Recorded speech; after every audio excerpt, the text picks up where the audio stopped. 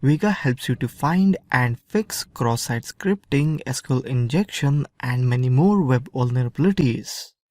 Vega is free and open source scanner and testing platform, disclosed sensitive information and other vulnerabilities. It is written in Java and it has graphical user interface and runs on Linux, OS X and Windows. Vega includes an automated scanner for a quick test and an intercepting proxy for tactical inspection. The Vega scanner finds cross-site scripting, SQL injection, and other vulnerabilities. Vega can be extended using a powerful API in the language of the web. Vega has automated scanner, intercepting proxy, proxy scanner, and many more other features. You can download the Vega software from here from its official website. Just download it and install it. I will not demonstrate any installation because installing Vega software is pretty damn simple. So let's move further. I have already installed Vega software. I will demonstrate you how to scan a website for web vulnerabilities using Vega. First, you need to have a website URL. Like here, I am targeting biblehistory.com. I'll just copy the link, open the Vega software, and click on Start a New Scan. In URI, I will paste the URL of the website. Wait for the next button to appear. It has searched all the web modules, and now I can begin with the web scanning. To begin the scan, I can hit Finish right now here, as I want to show you all the features, so I'll hit on Next. Here are the modules for which the Vega software will check. In injection modules, it has OS injection, XSS injection, blind SQL injection, and many more. And almost all of the response processing modules. The ones which are right marked in injection modules are the severe ones. The ones which are not right marked are also severe ones. Yet I am not opting for them because most of the time the software will give false positives for these vulnerabilities. For example, in blind SQL injection timing, the vulnerability is tested by injecting a code which delays the website processing. So most of the time what the Vega software will do is it will show that the website is vulnerable for blind SQL injection timing, as most of the website servers are slow, so it shows that it's vulnerable, but actually the website is not vulnerable to SQL injection timing. It's better to leave it unchecked. Further, here you can set configuration cookies and authentication identity to use during scan. It basically means if you are going to scan a Facebook, then you need to add the authentication of your Facebook profile. Like when you log in with your user ID and password in Facebook, the Facebook generates cookie to identify you. If you are going to scan a website which needs login, then you must add cookies so that the scanning is done properly. For biblehistory.com, there is no need to sign in, so I will just leave it blank and hit on Next. And the last step here is you have to add few parameters to avoid those scans. For example, if you feel the website has few features which you want to avoid scanning, as it is a loop or a trap set by web developer to avoid scanners to do proper scanning, you can include all those parameters to neglect while scanning. I have got no such parameter, so I'll leave it to default and hit on Finish. The scanning takes lots of time, from 1 hour to 3 hours depending upon the size of the website. As it takes lots of time, I would like to show you how the report looks after scanning of the same website, that is biblehistory.com. So here I have did before couple of website scanning, so here is the Bible history. In biblehistory.com, it has found MySQL error and it has possible SQL injection, session cookie without HTTP flag, almost 17 severe vulnerabilities. Further, if I want to explore these vulnerabilities, I can browse it in this hierarchy. In biblehistory.com, high vulnerabilities, cross-site scripting, MySQL injection. Now I would like to show you MySQL error. So for this link, that is /linkpage.php, it has got error message for possible SQL injection, and that too it has detected MySQL error. So here is all explanation for this. Let me show you what it basically means. I'll just copy this get link, paste it here. This is vulnerable page. That is biblehistory.com/linkpage.php. In SQL injection, you will learn more about this. I hope the information I shared in this video is useful for you. Thank you for watching this video.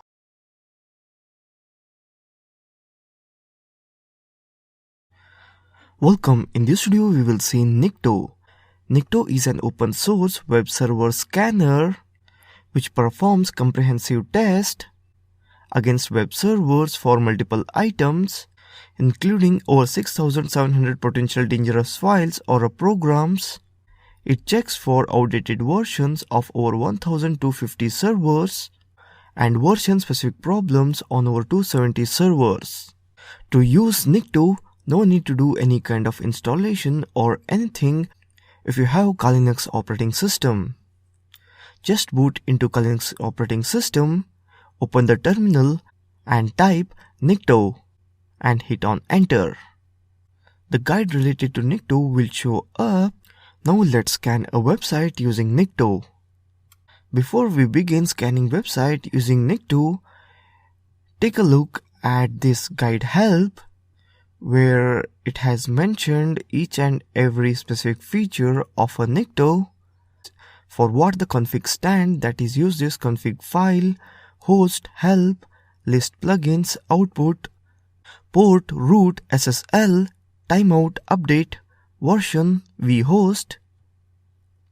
Just take a look at it in the brief and you'll understand it what that basically means. Without wasting time, I would like to scan a website using Nikto. In this video, I will scan one college website. I'll just blur here URL of the website because the website belongs to some other college, because I don't want thousands of students to go and do hacking techniques on this website. To scan a website, I will type Nikto host and the URL http://www.so-and-so website. I'm just blurring out website here. You can try some other website in which you are interested. As the scanning begins, it will show the target IP, target hostname, target port, start time. The server is Apache 2.2.16, retrieved powered by header PHP 5.3.3. Anti-click jacking X-frame option header is not present. If you have no idea what is click jacking, then do watch this course completely. I have covered click jacking. Even the XSS protection header is not defined. XSS is a cross-site scripting vulnerability. Even this I have covered in this course. X content type option header is not set. Apache 2.2.16 appears to be outdated. The current latest one is 2.4.12. Uncommon header TCN. Apache mode negotiation is enabled with multi-views, which allows attackers to easily brute force file names. For that, check this URL. And the following alternatives for index file, that is index.php, is also found. That is also one kind of vulnerability. Web server returns a valid response with junk HTTP methods. This may cause false positives. Debug HTTP verb may show server debugging information. And even you can see here adm/config.php may contain database IDs and password. This is really a big blowout for the security of this website. So on, it has listed all kind of directory where you will find interesting information, like you can see /admin, /library, /php admin changelog.php is for managing MySQL database and should be protected, but this one is easily accessible. cookie sqmse ssid created without the HTTP only flag, and other directory with interesting information are listed here. PHP myadmin directory is also found, and even PHP myadmin database is also found. It should be protected or limited to authorized host, but for this website they have not. And you have to keep in mind that kind of website I have scanned is a college website, so almost all of the websites are not secured. Nikto has sent 8536 requests. It has got 0 error and 28 items reported on remote host. It basically took 812 seconds to complete the scanning. So basically we have tested one host on Nikto. So that's all. I hope you got to know how much interesting tool is Nikto and how much useful it is for you as a web hacker or bug bounty hunter. That's all. Thank you for watching this video.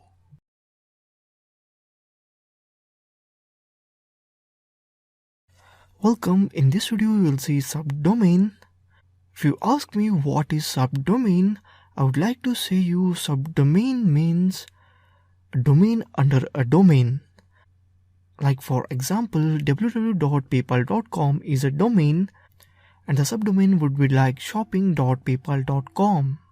If you ask me why I'm teaching why we discover subdomains, it's because subdomains are the less traveled path, or you can say these are the part of website which are visited by very few, and almost all hackers who do bug bounty program would have not tried the subdomains. Subdomains are less traveled path. Under subdomain, the probability of getting bug is higher. So for a bug bounty hunter or a hacker, it's pretty important to know how to discover a subdomain. The first method I would like to show you using Google Doc. I want to search subdomain for PayPal, so I'll go site paypal.com. Google may sometimes ask you to write a CAPTCHA because Google want to avoid robots using a Google. So for site paypal.com, I've got these results. So these are just almost all of the links of PayPal. Now I want to filter it. I want subdomains. I don't want this www.paypal.com. I just want this www. So I will type in URL. So I will type hyphen in URL colon www. So now you can see www got disappeared. Here we just made a space for other results by telling Google to ignore this www. So the new URL we discovered are manager.paypal.com. You can open this URL and try your luck for the bugs. Demo.paypal.com, shopping, and so on. You can see there are lots of shopping subdomains. Now I want to make a space for other result.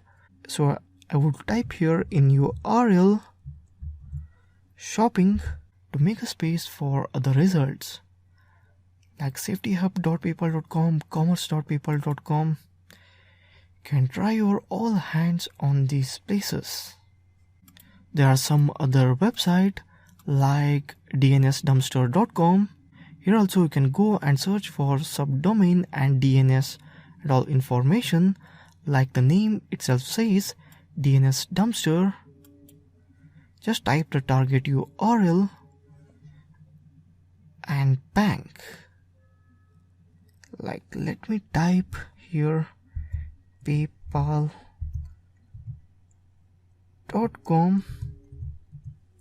The hosting is done in United States. The DNS server information, the host records, subdomains you can see here, certificates.history.paypal.com, business.paypal.com, apps.paypal.com, and so on. So in this way there are many more websites. Do check description of this video for URL for all those websites. So let's move on. One more method we got is a brute force to find subdomain.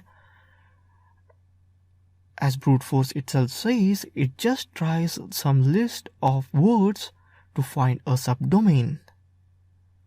Like for example, in brute force method, if you would like to find a subdomain of a PayPal, then I'll just type log.paypal.com in browser and check whether it responds or the host does exist or not.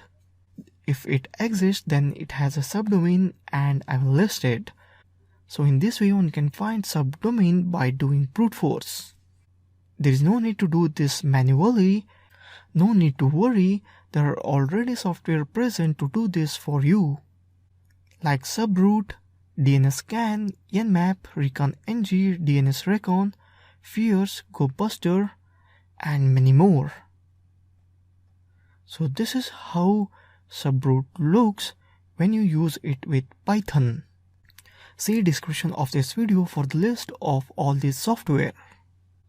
So that's all. Go and find subdomain for a particular website. That's all. Thank you for watching this video.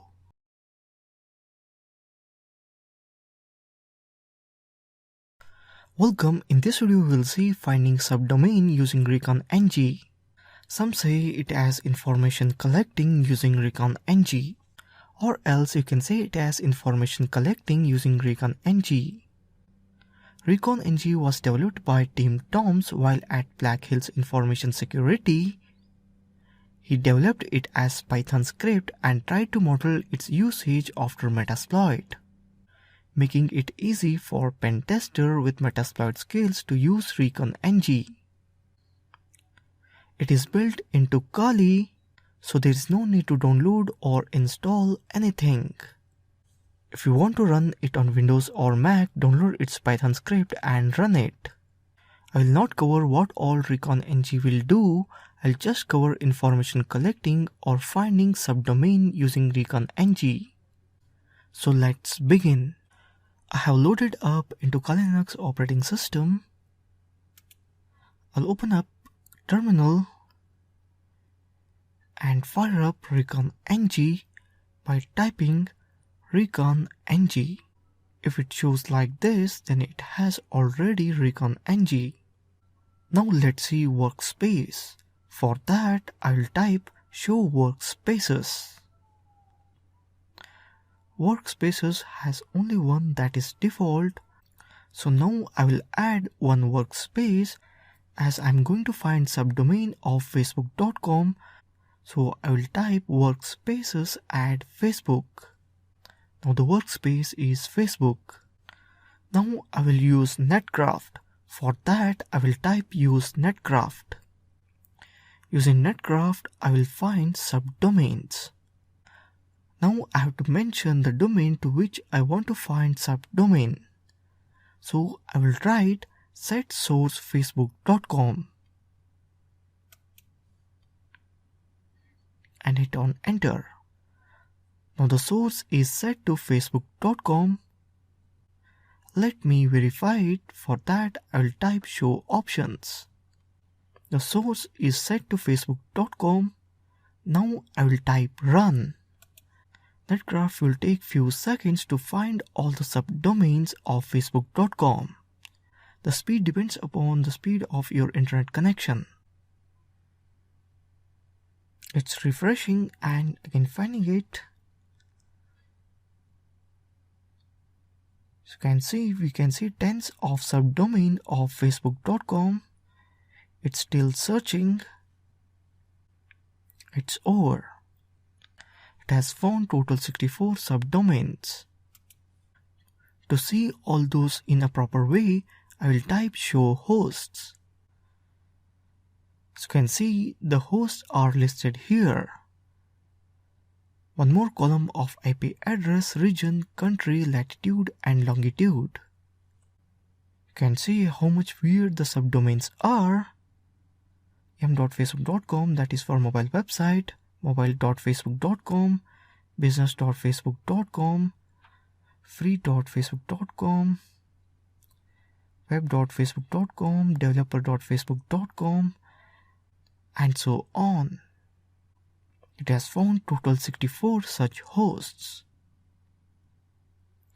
As you can notice here, the few more columns such as IP address, region, country, latitude, longitude are empty.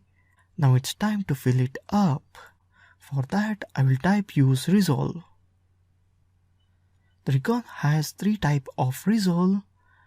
What I want to fill up the IP address is the first one, that is Recon host resolve.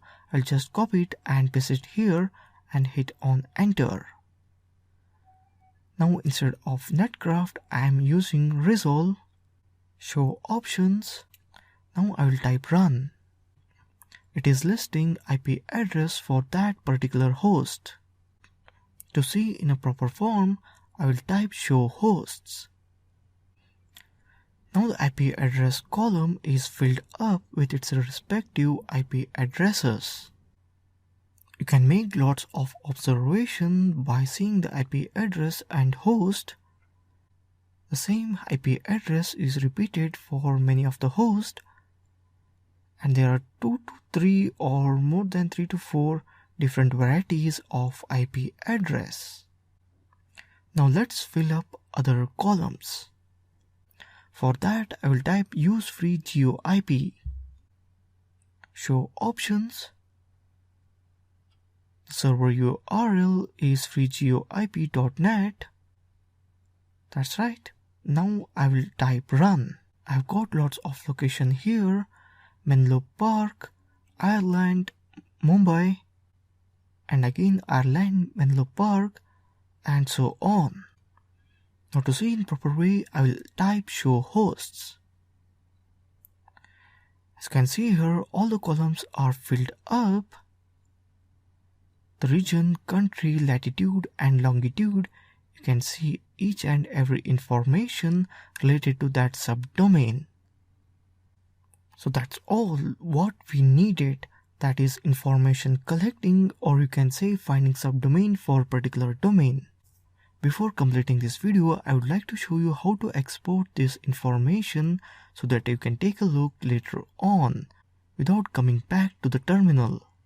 So let's create a report. Type use report. There are multiple modules of report: reporting CSV, HTML, JSON, list, and so on. I'll opt for HTML, so I'll just copy that thing that is reporting HTML, and I will type use reporting /HTML and hit on enter. Now show options. Now I will set the creator and customer name. To set, I will type set creator, my name, that is Amit. You can write your name. Creator is set to the Amit. Now set customer. I'll write it as Hackerone. You can write anything, it doesn't matter what you write. And now the most important is to set the file name or file location. Set file name. I'll reduce the path to the root, that is root. Inside root only I want it, so I will write it as Facebook_subdomain and hit on enter. Now the path is under the root. Pretty much simple. Now let's export. For that I will type run. Report generated at the root directory. Now let me open the root. So here it is, Facebook subdomains. I'll open it up with the browser. So here it is. What we want is inside the host, so I'll expand it. So here it is. The host IP address, geolocation. It's look cool to have this all information. I didn't know that they do have server from Mumbai, Maharashtra. Anyway, one more thing to remember here is Just limit yourself to the IP address and subdomains. Don't go into this region, country, latitude and longitude, because this region, country, latitude and longitude most often are not true. They do hide the location of server using proxies. So the region, latitude and longitude you see here may be false. The companies like Facebook, Google, they do maintain the server location as a very top secret.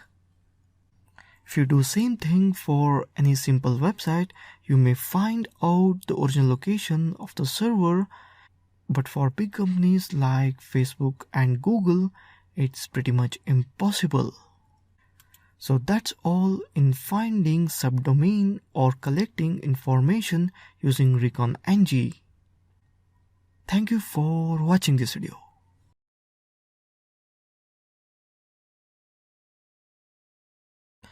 Welcome. In this video we will see Knockpy. Knockpy is a Python tool designed to iterate over a huge word list to identify subdomains of a company. Identifying subdomains helps to increase testable surface of a company and increase the chance of finding a successful vulnerability. This is basically a GitHub repository, which means you will need to download the repository and need Python installed. This is not exclusive software of this kind. There are many more software like this, for example Recon-ng, which I have demonstrated in this course. As we are using Linux operating system, which comes with Python pre-installed, so let's change our directory to desktop. So now I will download repository from the Git.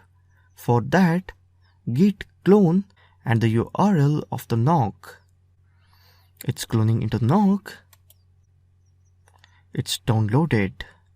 Now I will change directory to the Knock. That is change directory, that is cd knock. Inside Knock, you have to get into one more directory, that is Knockpy. Now I am into Knockpy directory, so now I can use Knockpy Python file. I would like to search subdomain for paypal.com. For that I have to just type python knockpy.py paypal.com. The target information is paypal.com, its IP address, target name, code 3.2, reason found, connection is alive, location paypal.com, content length 0, server big IP. It has loaded local word list with 1920 items. It will just keep on brute forcing the URL by changing the subdomains. You can see the list of subdomain here, that is accounts.paypal.com, reports.paypal.com, ad.paypal.com, and so on. The list of subdomain is pretty much huge with its IP address.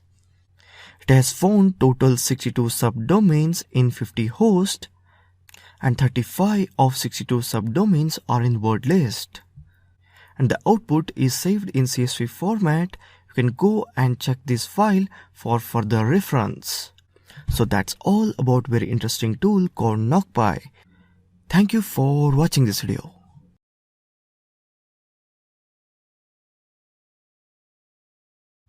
Welcome. In this video we will see Nmapping in Kali Linux. As I discussed before, Nmap stands for Network Manager and is an open source tool for network exploration and security auditing, which comes inbuilt with Kali Linux but is also available for Windows OS X and many more Unix platforms. Nmap also has a graphical user interface called Nmap. For the scope of this course, in this video, I will just use Nmap to do port scanning. Nmap can do many more things, but for this course, I will just cover port scanning.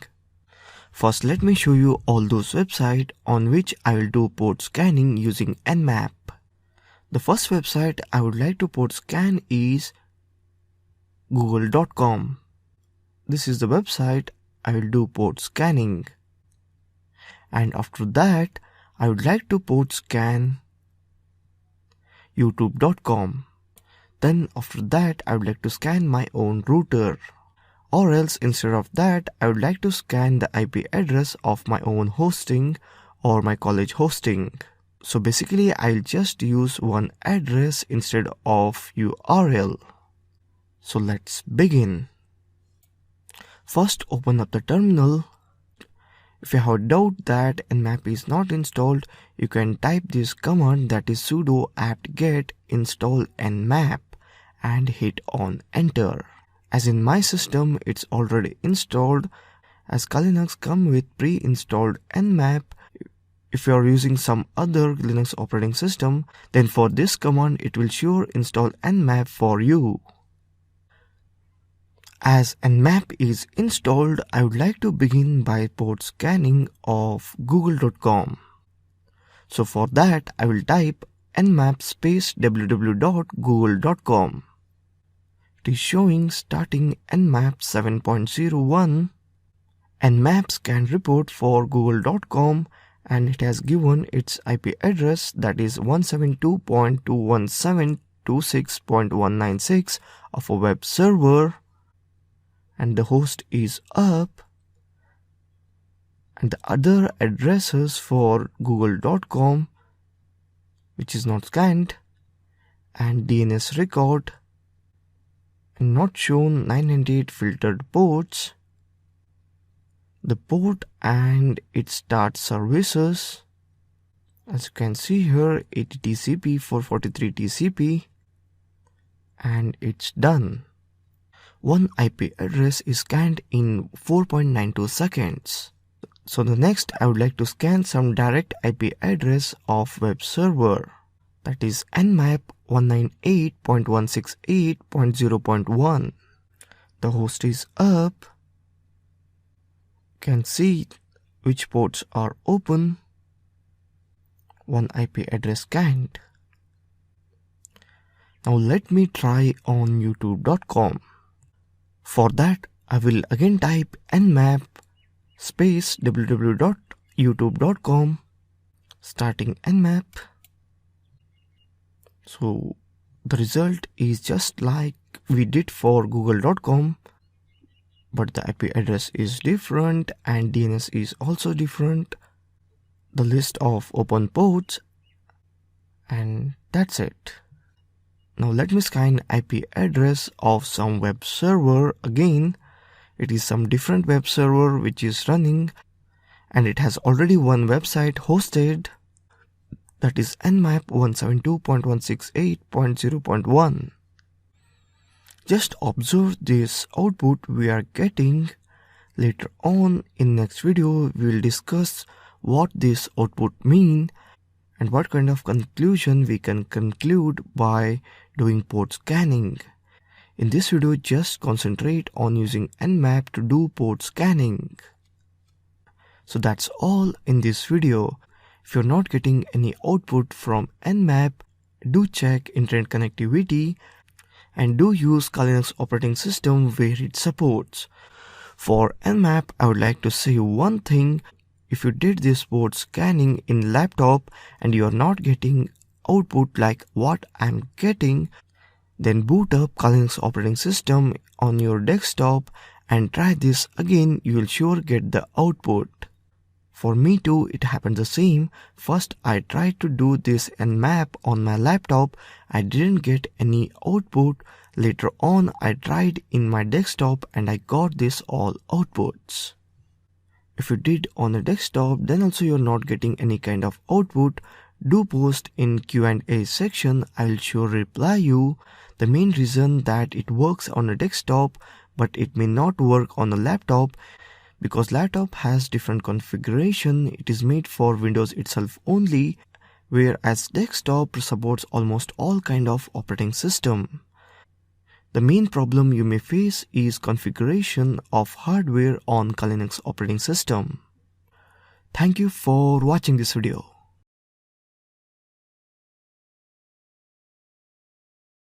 Welcome. In this video we will see reports on open ports. In previous videos we have already seen how to find open ports using Nmap. Now let's see how you can report using the open port. I'll search for port space Hackerone. You can see we have various reports reported on open ports. I'll open few reports here to show you. So here open port leads to information disclosure. He has reported 10022 port is open, and here in this second report he has even demonstrated that one can do SQL injection on these open ports. That's why he got paid $200 as a bounty. In this third report, it has given the version of the port SSH.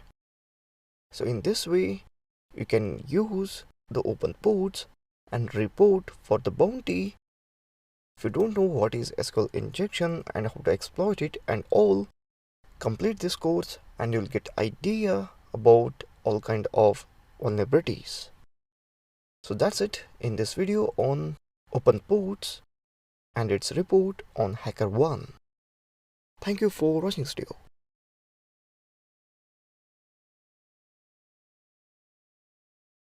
Welcome. In this video, we will see installation of LFIsuite.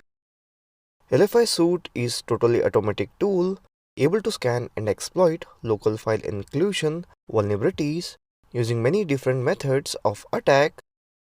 It provides 8 different local file inclusion attack modalities. There are a lot of features in this one. The usage is extremely simple. First, let's do installation. It depends on Python programming language, and later on we will use this LFIsuite to find local file inclusion vulnerabilities. To install it, Google for LFIsuite.py, open the GitHub link. So now copy the GitHub URL, open Linux, open terminal and type git clone and paste GitHub URL. Now it is installed. If I type ls, you can see LFIsuite is downloaded. Let's change directory to LFIsuite. Let me type here ls. Here you can see LFIsuite.py. To execute it, I will type Python LFIsuite.py in small letters because Linux is case sensitive. So here LFIsuite loaded up. In next video, we will see exploitation using LFIsuite. So that's it in this video. Thank you for watching this video.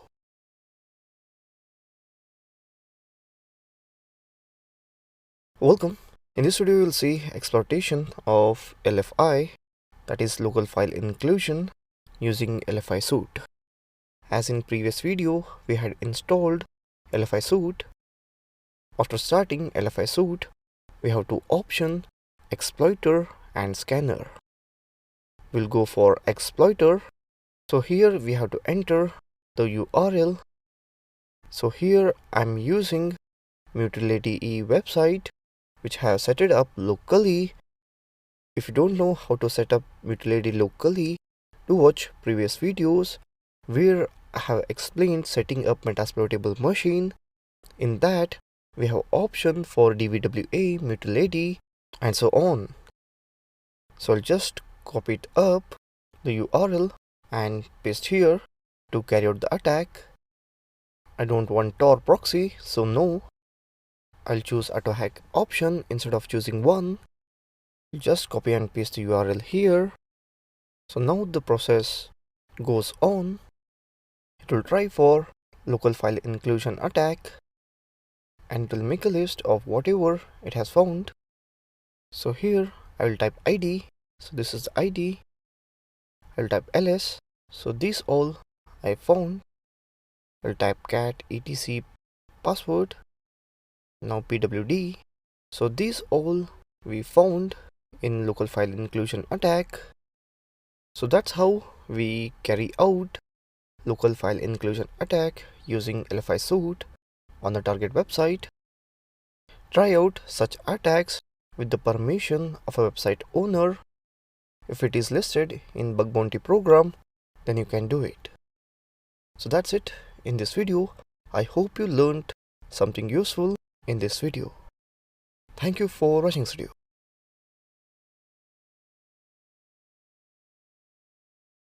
Welcome. In this video, we'll continue with Burpsuite. Let's see proxy feature of Burpsuite. First, open up Burpsuite. Accept terms and conditions. I will opt for temporary project. If you want, you can go for new project and give a name for project and begin. Right now, I'll just opt for temporary project. Use burp defaults. The burp will load up. So this is how the layout of burp looks. Burp has many features which I mentioned in before video. Proxy, spider, scanner, intruder, repeater, sequencer, decoder, and many more. We will see one after the other as we are going to use almost all of the feature for web hacking. First, what we have to concentrate on is a web proxy. In proxy section, go to options. In proxy listener, the default set one is localhost, that is 127.0.01, and the port is 8080. You have to just configure same port in your browser. For that, open up the browser. In that, go to options. In advanced, network. In that, connection settings. The default is no proxy, go for manual proxy. The proxy should be localhost, or you can set it as 127.0.01. Here, localhost and 127.0.0.1 means all same. Do checkmark this box to use this proxy server for all protocols. And hit on OK. So now everything is done. Here the interceptor is working. The intercept is on. If I write for URL, that is facebook.com. Let me pass this one first. I'll hit on forward. Now the interceptor is asking permission to forward this facebook.com with this cookie and language English US. If I hit on forward, the Facebook page will go one step further and load up. The interceptor keep on asking me permissions. So in this way we can analyze all the traffic between the browser and the Facebook or any website. And one more problem you may face is Burpsuite may not allow HTTPS connection.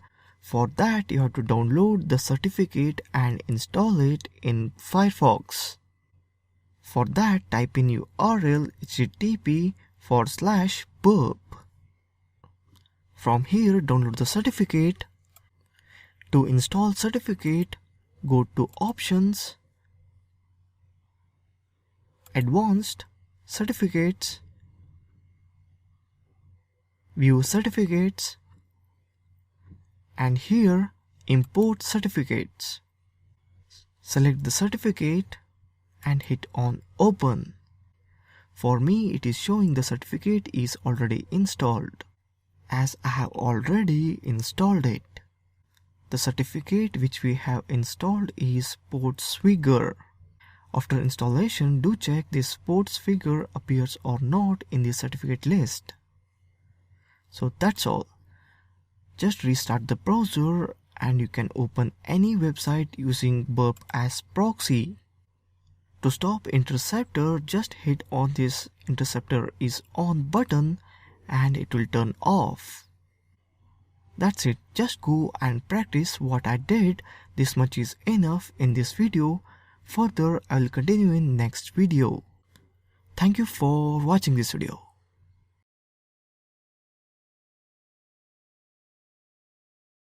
Welcome. In this video we will see crawling in Burpsuite. Before, in previous version of Burpsuite, we had a feature called spider So that feature was removed from Burpsuite. So the Burpsuite version from 2.0.11, we have a new version called Crawling. So in this video, I will show you the crawling feature of Burpsuite. So first, open up Burpsuite.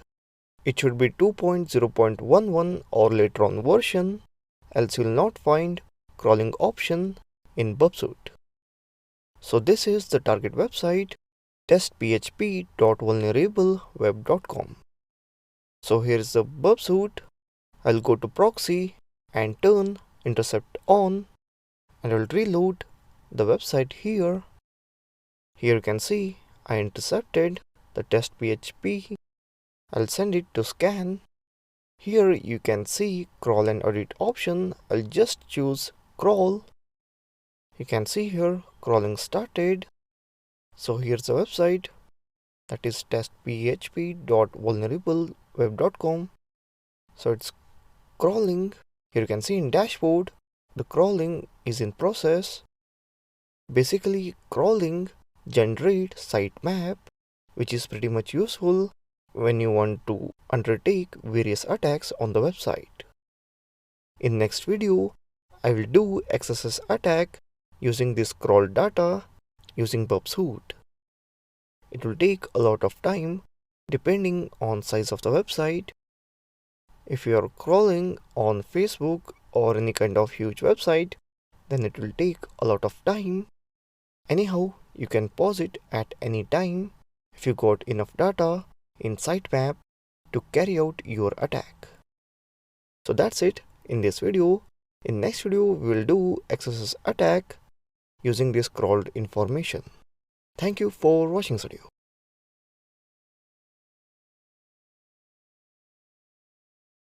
Welcome. In this video, we will continue with Burpsuite. In Burpsuite, we will see scanning. Here is scanner tab. In scanner, first go to live scanning. In live scanning, first we will see passive scanning. So basically what happens in passive scanning is, passive scan checks analyze your existing traffic for evidence of vulnerabilities. Like if I browse any website here or enter any kind of values in a website, means those will be scanned in passive scanning. The scanner will not send any kind of request created by it. But in active scanning, it will create a request and send it to check its vulnerabilities. First, let us see passive scanning. Make it sure you have kept live active scanning to don't scan and live passive scanning to scan everything. Let me open one website, that is biblehistory.com. So here is the website I have opened. In scanner, the scanning would have started. The result of scan depends upon what all sites I browse here and what all values I enter here.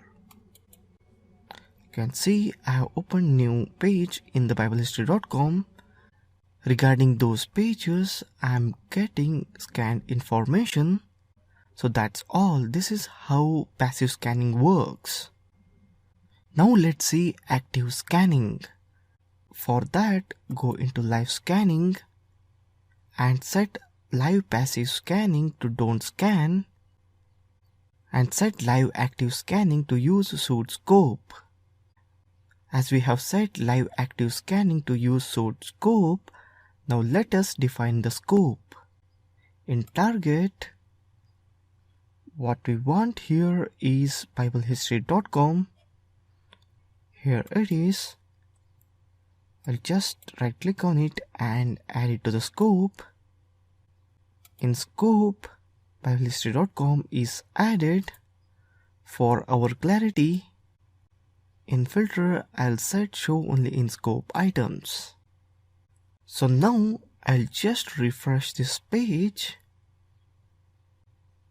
Here in scan queue, the URL subcat.php, that is this one, is added in a scan queue. Now the Burpsuite is sending all kind of requests to find the vulnerabilities. If you want to know what all kind of vulnerabilities exist, you can check in issue definitions. Here, almost all kind of vulnerabilities are listed. You can read and understand them. To scan it completely, it will take lots of time. As you can see here, it is just 0% complete and more than 90 requests are sent and got just one error. We have detected right now the most dangerous vulnerability, as it has turned out into red color. To know more about that issue, you can go to issue activity. In that you can see here the vulnerability is cross-site scripting, and that too reflected one. Here the information regarding the vulnerability is stated. The payload it has sent is this one, the script, and the input was echoed in the application response. One more vulnerability we got here is SQL injection. The payload apostrophe was submitted in the ID parameter and the database error message was returned. We have already got two major vulnerabilities. As scanning is still happening, it's just 7% complete. So that's all. This is how you use scanner to find vulnerability in a website. Moreover, what you can check out in the scanner is options tab. Here you have lots of options to decide what kind of scan you want to perform. Attack insertion points. The insertion point can be URL parameter, body, cookie, parameter name, HTTP header, entire body, URL path file name. You can even try this Nmap string parameter, but do avoid it as it is pretty much dangerous. If you want to know about what is this Nmap string, just Google about it. As right now, this concept is out of scope for this video. It's better to use default settings. What they have written itself defines what this value. I feel there is no need to explain these things. The most important part of this option I feel is active scanning optimization. You can set up the speed here. If you have pretty much less time, then set it to fast. If you have lots of time, then set it to thorough. Scan accuracy, I have set it to normal. If you set it to minimum false negatives, then it will give you lots of vulnerabilities. But anyhow, I would just like to recommend you normal. Then if you found any kind of vulnerabilities which you feel are basically not a vulnerability, then set it to minimize false positive and do check those vulnerabilities to exist or not in minimize false positives. In active scanning areas, here are vulnerabilities which are checkboxed. If you're not interested in the particular vulnerability like SQL, you can uncheck it. And other thing, if you read it, you'll get it what it basically means. The scan is just 46% complete and it has got 6 issues. I hope this much knowledge of scanner is enough for you to jumpstart the scanning of any website by yourself. That's all. Thank you for watching this video.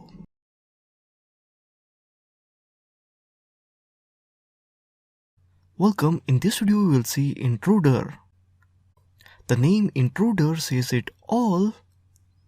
It's basically like a brute force. It just tries a number of things in few seconds. We will try the Intruder on BWap web application which we had set it up in last video. So this is how the login form of BWap web application looks. The default login credential for login is B and password is bug. I would like to demonstrate Intruder feature of Burpsuite by trying a number of passwords. The Burpsuite is up and running, is working as a proxy for this browser. Let me write the login username as B as it is And the password, I will write the wrong one knowingly. Instead of bug, I will write password as password. I will hit on login. As usual, it will show invalid credential or user not activated. So this much information of invalid credential we need to do brute force or use my intruder tool to brute force a number of password. Now I'll get back to my Burpsuite. In proxy, I'll go to HTTP history and the latest one, that is here, BWap login.php. In request parameters, you can see here the name login, the value is B which I had entered, and password is password. The response we got is invalid credential or user not activated. Now I will use this information which we collected in Burpsuite to intrude passwords. To use this information inside intruder, I'll just right click on it and click on send to intruder. Intruder shows up here. Here we have two options, 1 and 2. Sometimes both are different. Here for me both are same, so I'll just close 1 and work on 2. So the host is 192.168 so and so, which is right. Now the positions, all the positions are selected. You can change the cookie, login, password, security level, and even form. Now I'm just going to concentrate on password, so I'll click on refresh and click on clear. Now all the values are unselected. I'll just opt for password and click on add SS. So now it is selected. So this is where we will inject the n number of password. In position, this much is done. I'll later on or in next video I'll explain about this attack type and all. Now I'm just targeting the password, so attack type is sniper. In payload, I'll set up n number of password. The payload set is 1 and the payload type is just a simple list. Later on, I will explore what all kind of option it has. Right now, let's stick up to just password. Add from the list, I will add as a password is bug. So I will opt for 3-letter words. So this is a list of 3-letter word password. I hope inside this bug is present. Yes, here it is, bug. So now I'll try all the password in this login. Right now this much only. I'll explore what all this in further upcoming videos. That's it, done. Options and all we will see later on. This much is enough for right now. I'll just hit on start attack. You can see at what rate it is trying the passwords.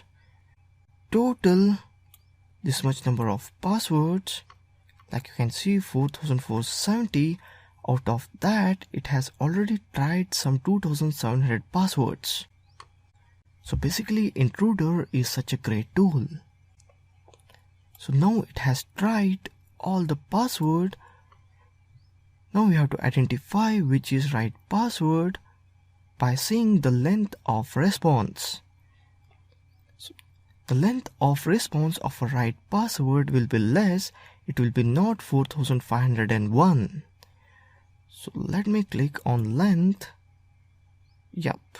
So here is the shortest response, that is 578, and the payload is bug. So this is the password. So let me demonstrate you to show it is right. I'll type the login as B and password as bug logged in. So that's all. So that's all how the intruder works, or you can say basic working principle of intruder. I hope you got idea that this intruder tool has very vast application. So that's all about intruder, basic working and basic idea about intruder. That's all. Thank you for watching this video.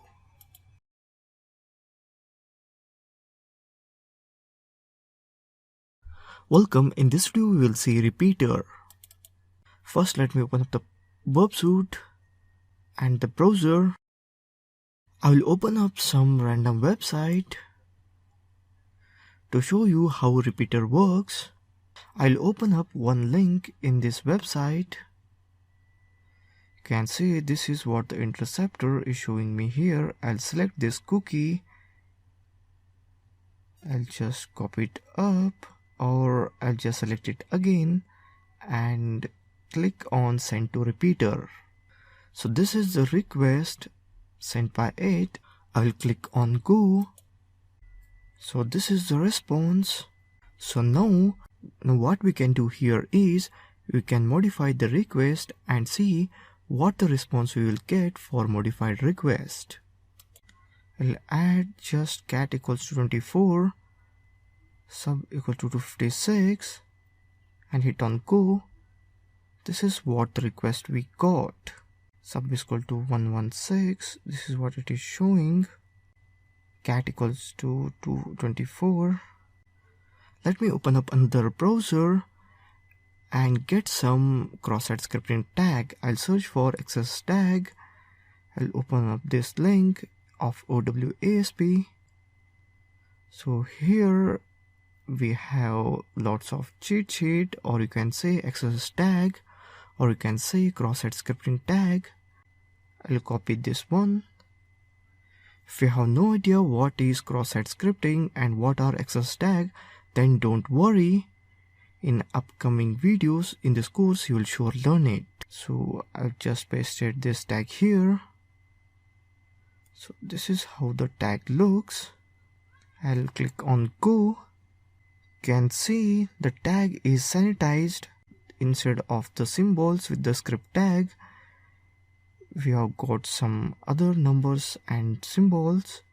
It means that website is identifying cross-site scripting tag and it is sanitizing it. So this is not vulnerable to cross-site scripting. Let me try again by removing the image tag and click on go. So this is the response. Let me do some other modification here. I will add 13 and sub. You can see here it is 13 and the script tag is again sanitized here. Then also I feel that this is not proper sanitizing and I feel this website is vulnerable to cross-site scripting. I'll just copy this XSS tag. Let me try it in the browser itself here only. Here PHP ID equals to, I will paste the tag here and hit on enter. The proxy is intercepting. I will click on forward. Still I have to forward it. Again I will forward. The request over. Now you can see we are seeing the pop-up of XSS. This means that this link and this website is vulnerable to cross-site scripting, and we have found out this one by using repeater. So that's all in repeater. It's pretty much useful tool. Thank you for watching this video.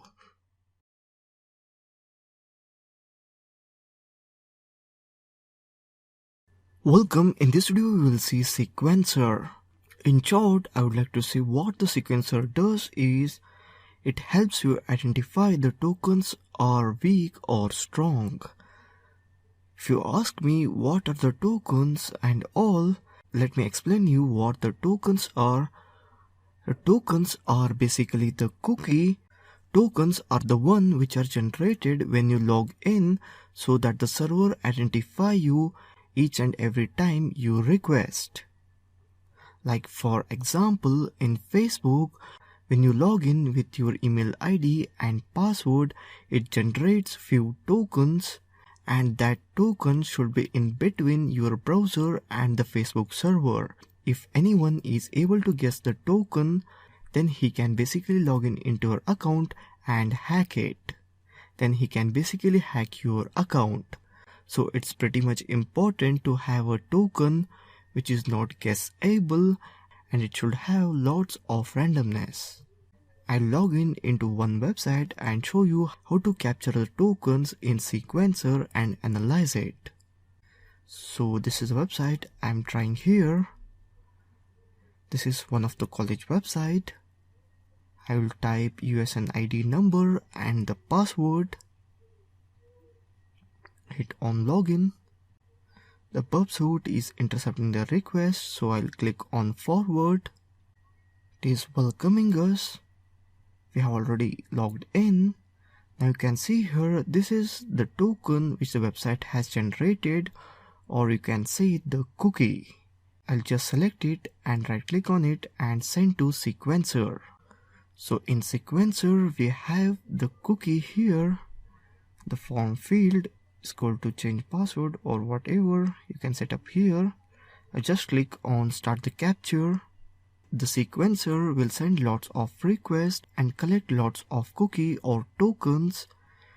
It has some somewhat 150 to 160 requests and it's still sending. You can wait and collect as much as tokens you can. Already it has captured somewhat 250 tokens, so I'll click on analyze now. If you just read what is written here, you will understand it. The overall quality of randomness with the sample is estimated to be extremely poor at a significance level of 1%. Amount of effective entropy is estimated to be 0 bits. The result do say that the entropy is too much less, that is the randomness is too much less, and one can predict the token. And in reliability, the analysis is based on sample of 255 token. Based on sample size, the reliability of the result is poor, so the tokens which you had collected, we can't rely on it. Note that the statistic tests provide only an indicative guide to randomness of the sample data. Result obtained may contain false positives and negatives. If you capture more tokens, means you can get even accurate result, but right now I'm just trying to show what the sequencer does. So I'm just analyzing for 250 tokens. You can see in summary it has some more report and correlation, compression. If you just read it, means you will get lots of information regarding that. So basically, by analyzing 250 tokens, what we have concluding here is that the randomness is pretty much low. So that's all. In next video, we will again continue with sequencer and we will see what all these analyzers do say in depth. So that's all. Thank you for watching this video.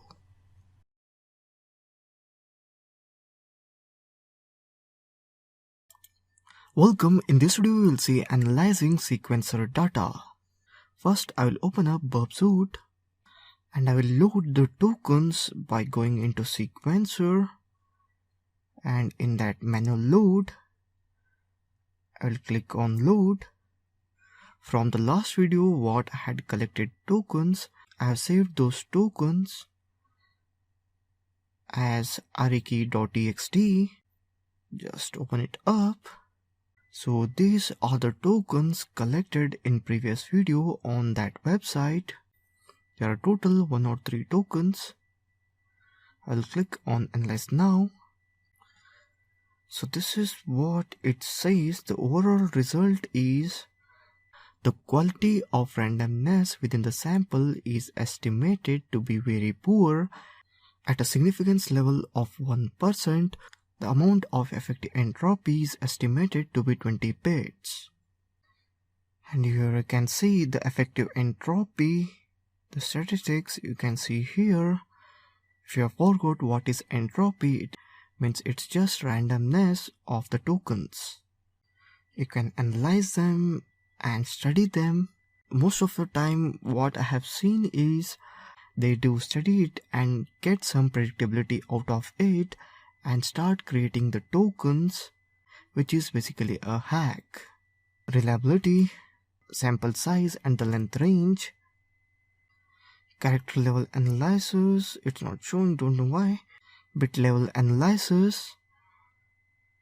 In bit level analysis, you can study what kind of anomalies it has so that you can find some predictability in tokens and generate some predictability. Spectral test. It's lots of math inside it. I can't explain each and everything inside this as it is self-explanatory what they have written. So please do go and read it by yourself what it says and what kind of return script or result I'm getting here. It varies according to the token. So I'll just ignore to read it now. I'll just hover over the result. FIPS result 2200 bits failed the test. The following 30 bit passed the test. 2200 bits failed the test. It does some FIPS poker test. Some bits passed and some bits doesn't. And you have some setting in analysis option. You can vary it. Usually this option is self-explanatory and I would not like to explain this all because the Burpsuite which I'm using would be different compared to the one which you would be using, because Burpsuite has changed a lot in sequencer every year. So it's better if you read and understand the sequencer all by yourself. In general, what you have to remember is sequencer help you to find the predictability in the randomness of the tokens.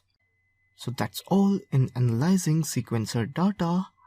The Burpsuite keep on updating. If you don't have just like what it seems here, then no need to worry, just read it, you will understand it. So that's all. Thank you for watching this video.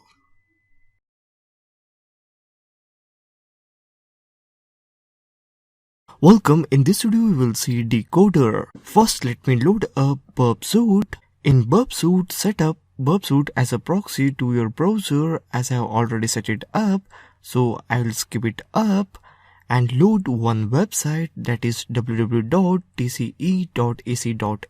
So this is cookie of a website. I'll just select it and send to Decoder. So here it is. Let me try to decode it. So here you can see we have the option decode as. There are lots of options to decode in HTML, ASCII. I'll select one option and this is how it is decoded. And in encode, I have one more option. So you can play with this decode and encode to reveal what the data inside this one is. Let me show you base64 decoding or encoding. So this is written in English and this one in ASCII base64 character. I'll just copy it up and paste it here. As you can see, same as it is. Let me decode it into base64. You can see it is in English and it is understandable. So this is how Decoder works in Burpsuite. Do check Wikipedia for all type of decoding and encoding formats or systems. It will be pretty much helpful in bug bounty program while finding bug. In the same way, you can add one more box and try to see what all it means in different decoding. So it's that simple. It's pretty helpful tool which you will use in finding vulnerability related to best practices. So that's all. Thank you for watching this video.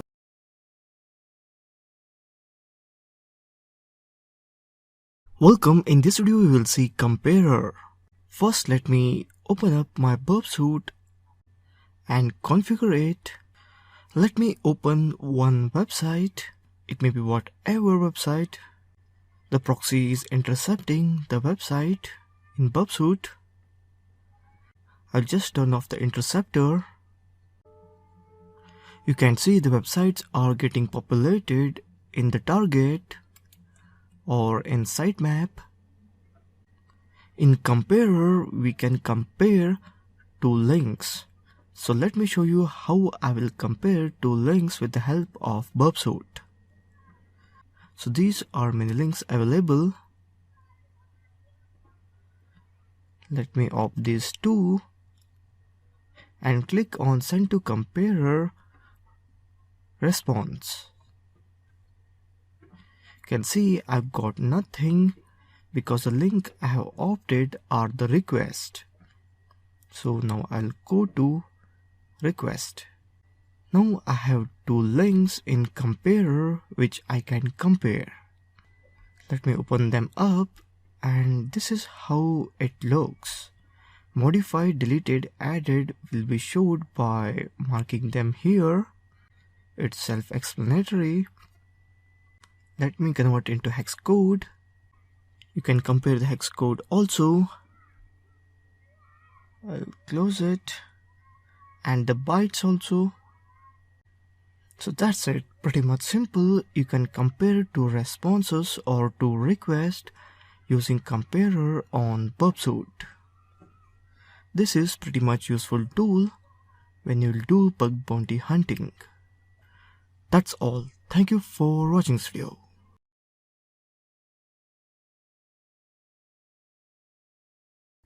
Welcome. In this video we will see save and restore.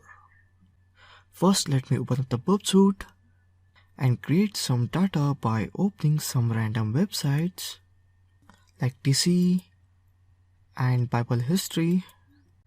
I'll open some random website to just collect some data in Burpsuite so that I can show you how to save the data and restore it. First, collect the data. You can see in sitemap the value are getting filled, and in scanner also, and in history. I'm just trying to fill up some information in the Burpsuite. So it's pretty much filled up. Now to save it, I'll create one directory. I'll give it some other name. It doesn't matter what name you give. In Burp, I'll go and save it. I want to save target, proxy, scanner and repeater. And if you want, you can opt for save in scope items only also. But I'm saving everything here, not just in the scope. And almost all of the tool from target to suit options. And I will save it in clear text. If you want, you can save it in encrypted way using master password. But right now I will opt for in clear text. In the folder, I'll save it inside the folder which I had created, that is SECH. And you can give any random name. I'll give it as KILL kill and save. Save completed. File size 95,000 bytes. Now we have stored all Burpsuite values which we have got. Now let me show you how to restore it again. For that, I'll close this Burpsuite first and reopen it again. So here it is stored, that is KILL. Let me open up the Burpsuite. In Burp, restore stat, I'll opt this KILL which I had stored to restore. Next, I want to restore and replace everything, that is target to repeater. Then all tool settings or configuration which I want. If you want to do scanning again and all, then untick the scanner and hit on next. The restore got completed. You can see we have completely restored our Burpsuite values which we had before. It's pretty much useful tool. Like if you're going to take lots of risk and you have did lots of scanning or lots of analyzing before, then save it. If anything went wrong, you can restore from whatever you had saved. So in this way, save and restore gives you power to take lots of risk while doing website analyzing, and it will save you lots of time by saving different instances of Burpsuite while you are working on it. So that's all in save and restore. Thank you for watching this video.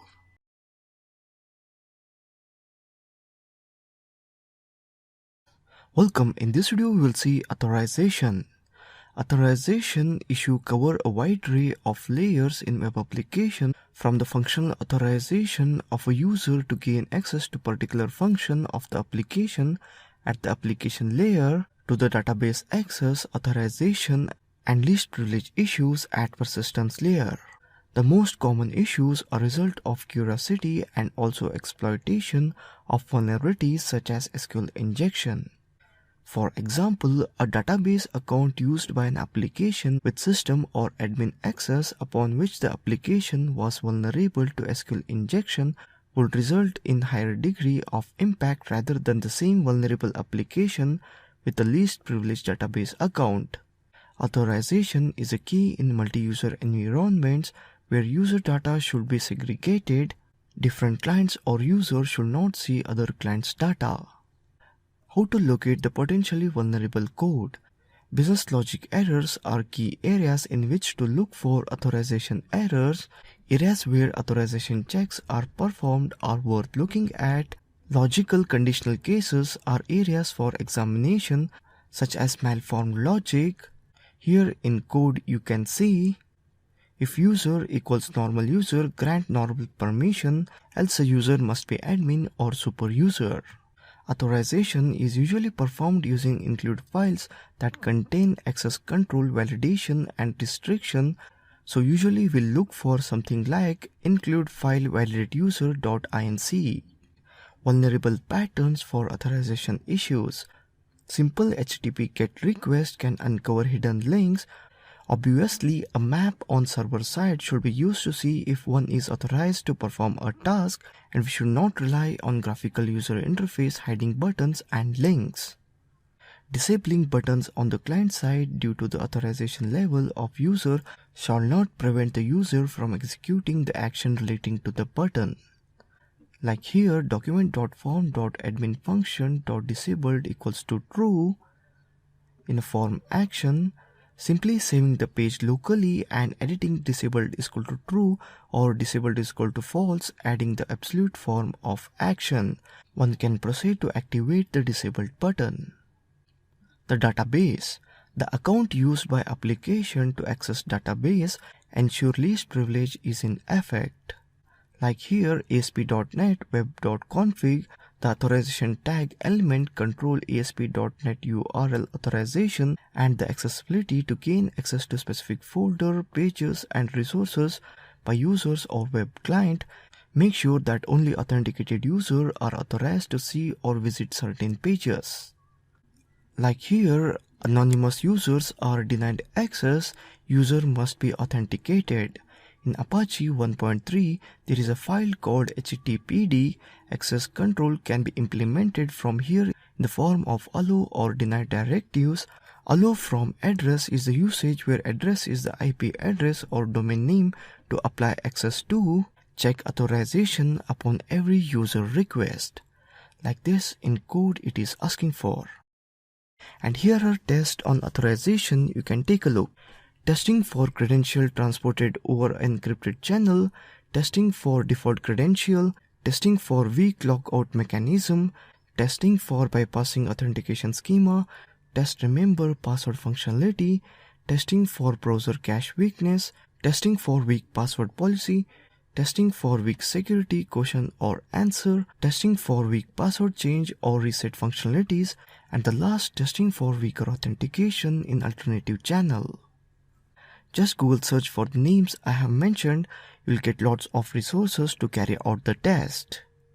That's all. Thank you for watching this video.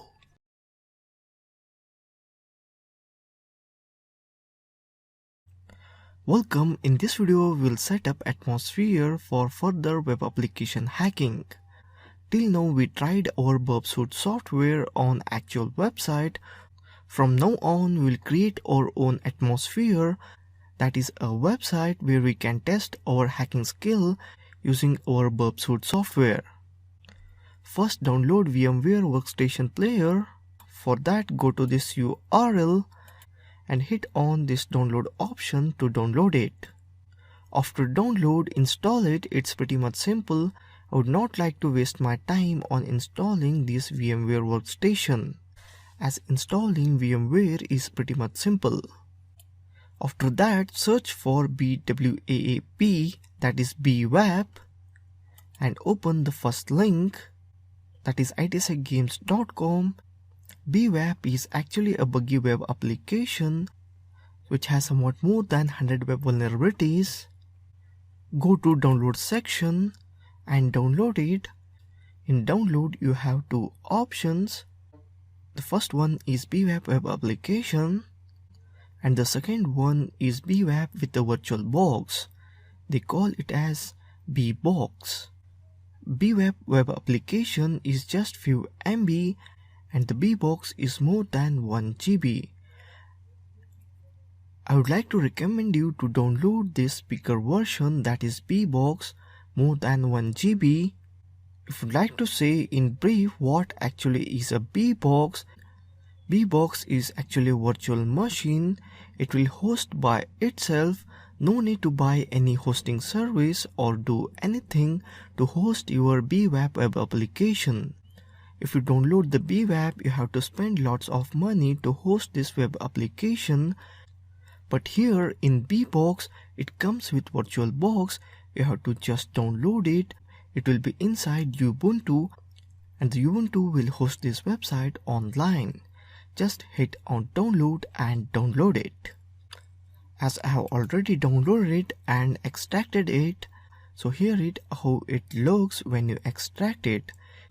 Inside bbox folder, bbox install readme, all the notes are given. If you want you can read it, else just follow what I am explaining here. The bbox after extraction, it's near to 5 GB. Just open it up and double click on bbox VMware virtual machine. Make sure that you have installed the VMware before double clicking on it. As I have already installed VMware, so I'll just go forward and double click on it. It will ask for removable devices, just hit on OK. The operating system Ubuntu will load up. Until the Ubuntu loads up, I would like to explain the network settings. For that, go into Player, Manage, Virtual Machine Settings. Inside that, Network Adapter. Make sure you have opted for NAT. That's it. Before going any further, as I have opted for NAT for network connectivity, I want to double check if my operating system, that is Ubuntu operating system of ITsec Games, is connected to internet or not. For that, I'll open the Firefox browser here. Would like to open some random website. Let me open Facebook. The Facebook loads up. If it didn't load up, make sure that in file the work offline is turned off. If it is turned on, the website will not load up. And in network setting, make sure to set it at NAT as I have shown just now. That's all. Now our Ubuntu server is running and online and BWap web application is also online. We need to know at what IP address the website is hosted. For that, I will open terminal and type ifconfig. So this is the inet address at which the website is hosted. I'll just copy it up and I'll open that website in Windows operating system. After URL, I would like to add BWap. That's it. It's done. BWap extremely buggy web application is online. Now we can try our hacking skills on this site. If you faced any difficulty while doing it, do post in Q&A section. I'll do my best to reply to all your questions within 24 hours. That's all. Thank you for watching this video.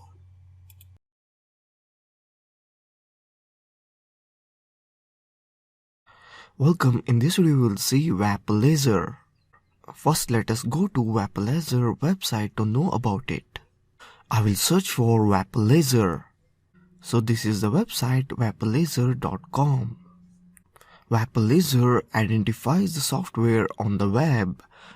Wappalyzer is a browser extension that uncovers the technology used on the websites.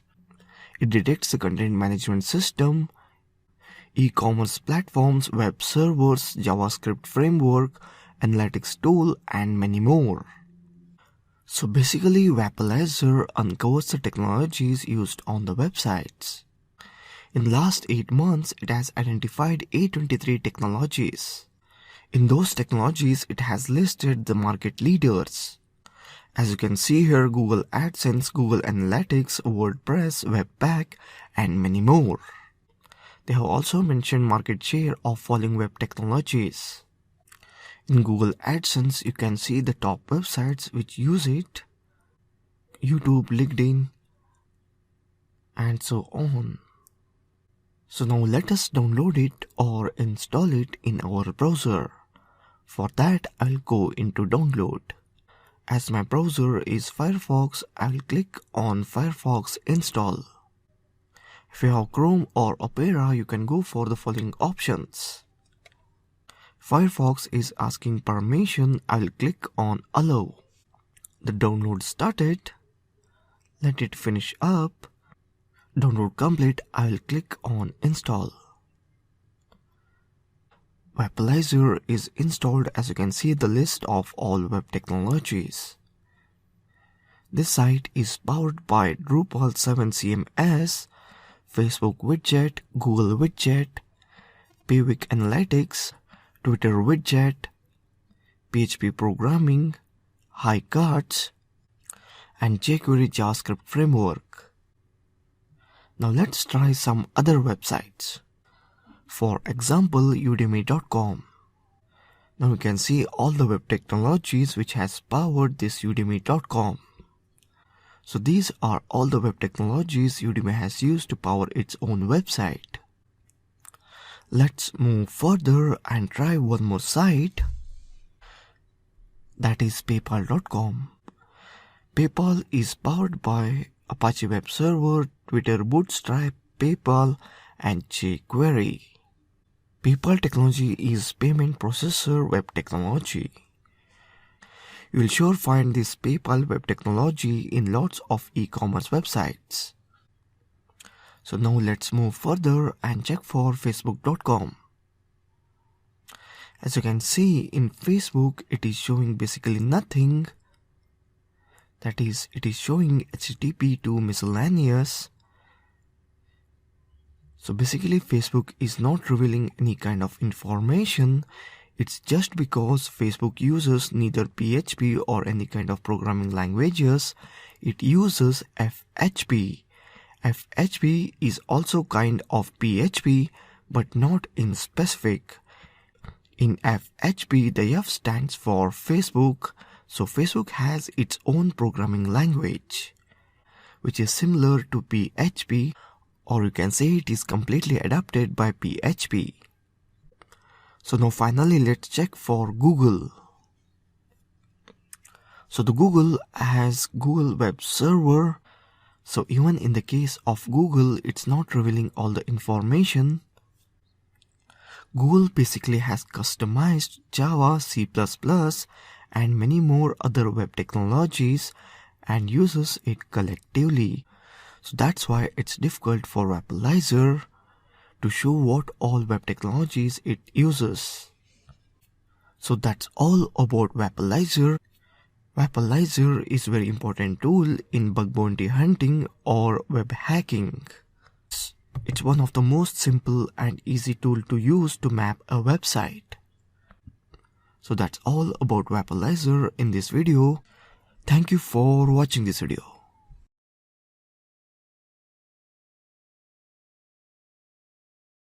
Welcome. In this video, we will see Firebug.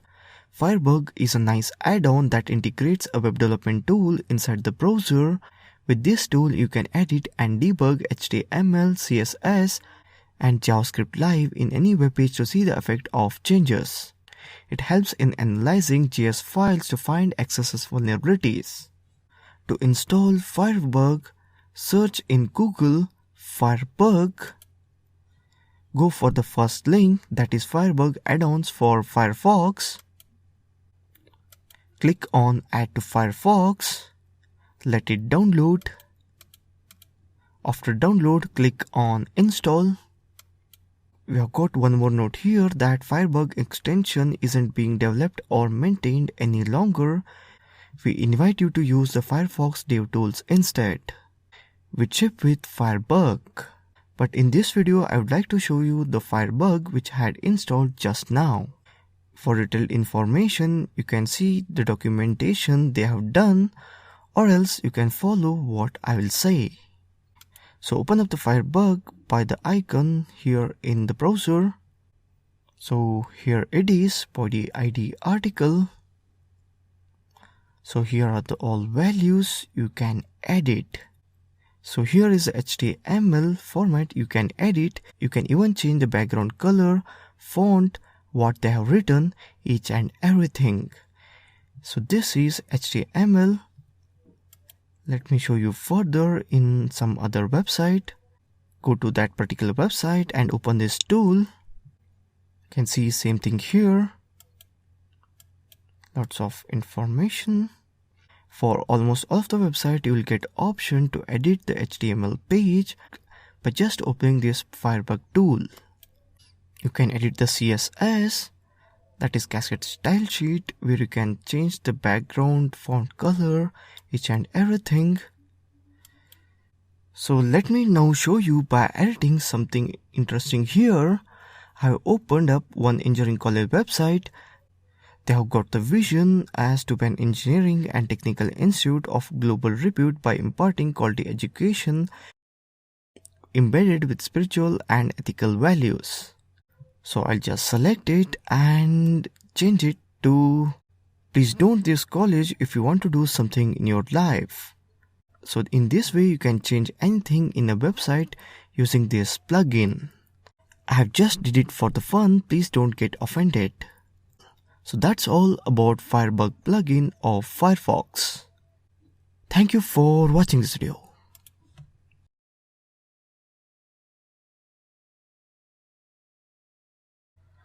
Welcome, in this video we will see HackBar. HackBar is Firefox plugin. So let's search for it and install it. I'll search in Google as HackBar. I'll go for the first option, that is addons.mozilla Firefox. Here is the HackBar by Johan. I'll just hit on add to Firefox. Install. It's installed now. It's asking for restart, so I will restart. After restart, click on this menu button and go to add-on. Here is HackBar. HackBar, a toolbar that helps you to find and test SQL injections.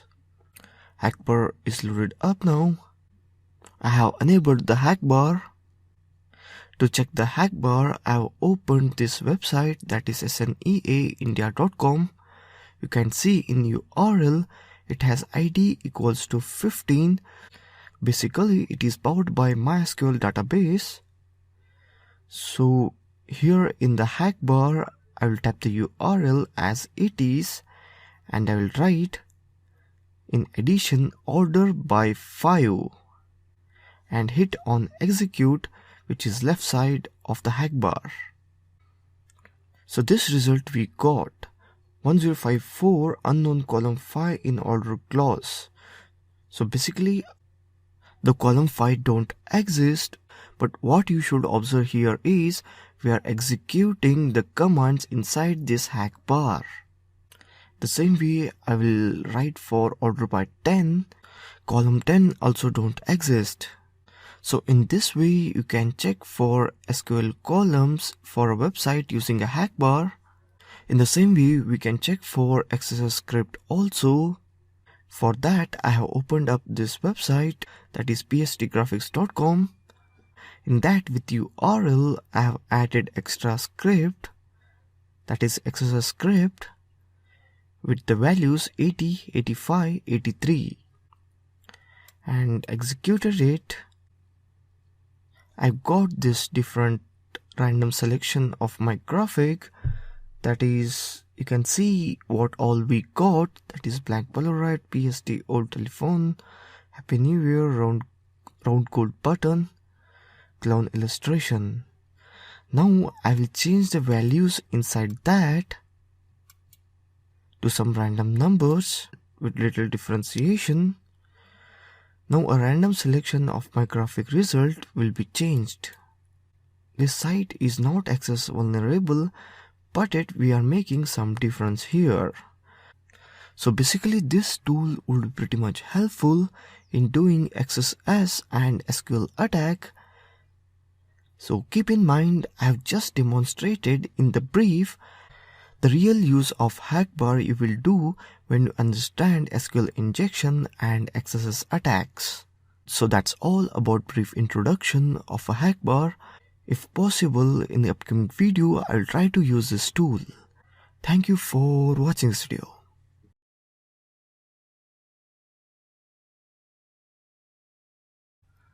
Welcome. In this video, we will see User Agent Switcher.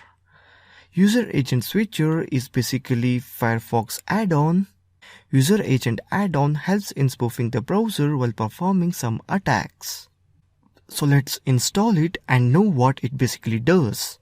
I'll Google search for User Agent Switcher. The first link is of Mozilla Firefox add-on. I'll just open it up. Add to the Firefox. Let it download. Install. It is installed now. To get the access, if it is not showing up in here in the bar, then go to add-ons. You can see here User Agent Switcher is installed. If it is not enabled, enable it. The User Agent Switcher should show up here. If it didn't, means go into tools and open it up. Just open the User Agent Switcher, whichever way the possible. As mine is open up now, I can opt for User Agent which I want. I can opt for the browser and the device in which I will take a look. You can even edit User Agent settings, as I'm doing here. Let the browser be Internet Explorer 6. The app code name Mozilla. App name Microsoft Internet Explorer. App version 4.0, Windows 32, and the device iPhone 3. Let it be platform iPhone, vendor Apple Computer Incorporate. Now hit on OK. Now we are done. If I hit on OK, the browser get adjusted according to what we had mentioned.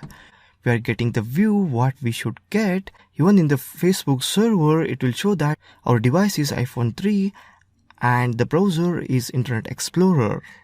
You may not feel it has too much impress you right now, but believe me, it's very interesting feature which you will sure use in the future when you start bug bounty or web hacking. So that's all in this video about User Agent Switcher. Thank you for watching this video.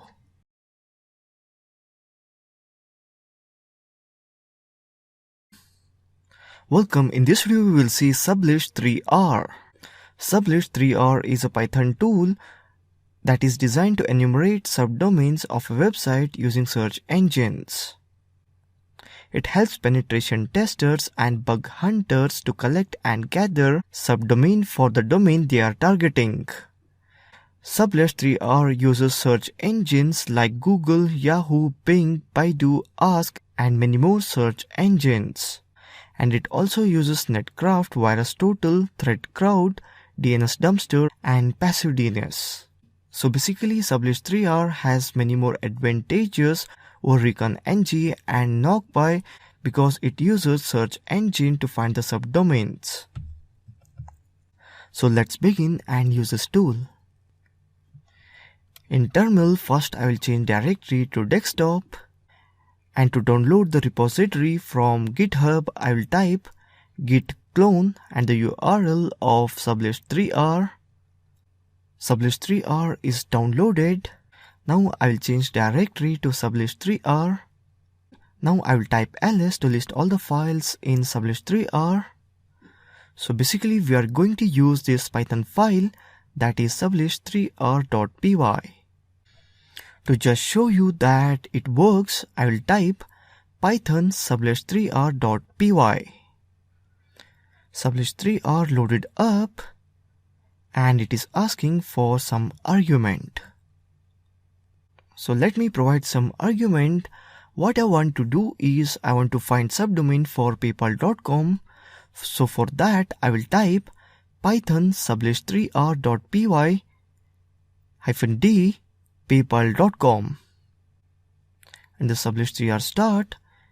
As you can see here, it is saying searching now in Baidu, searching now in Yahoo, in Google, Bing, Ask, Netcraft, DNS Dumpster, Virus Total, Thread Crowd, SSL Certificate, Passive DNS.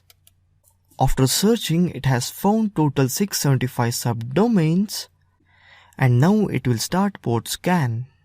You can see the list of all the subdomain and it is saying the ports are open. Just take a look into subdomain it is listing. So basically this much subdomain it has found. These subdomains we are unable to find using other tool like Recon-ng or Knockpy. Now you can go and find the bug in this subdomain. I hope you got it how much useful is this tool compared to others. To know more about its usage and features, go and check out its page on GitHub. Like here, P means enable the brute force module and O for save the result to text file. Just go and check out all these features and how it will help you. So that's all in this video. I hope you will use this tool as much as possible as it is pretty much important. I hope you got interested in this tool. So that's all in this video. Thank you for watching this video.